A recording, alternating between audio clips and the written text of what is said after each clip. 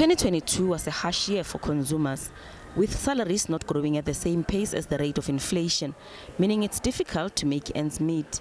The purchasing power of households would be wiped off by the high cost of living. At just over 14,600 rand, the average nominal take-home pay was 4.8% lower than the 15,400 rand reflected in 2021.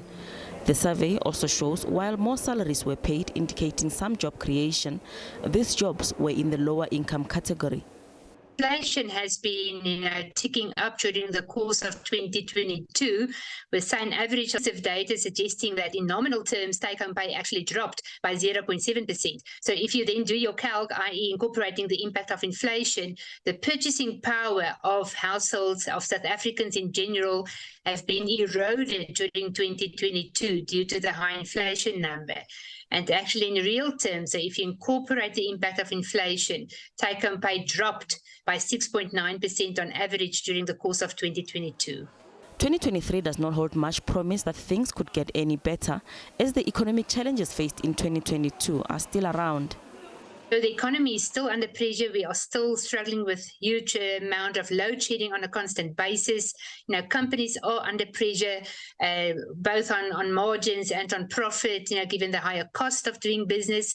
So yes, it's going to be another difficult year. I almost want to say more of the same compared to 2022, with the only silver lining being the fact that I do believe that we've seen the opportunity point of the consumer price cycle, and we should start to see lower levels of our inflation rate. But still, average-wise, we are still looking at in the order of 5.5%. That would mean that we're going to see an interest rate that's also maintained at a high level. So there's not going to be a major source of alleviation of pressure during the course of 2023. Consumer inflation was at an average of 6.9% last year, and it's expected to slow down to 5.5% this year. Gloria Sefako Musi, SABC News, Johannesburg.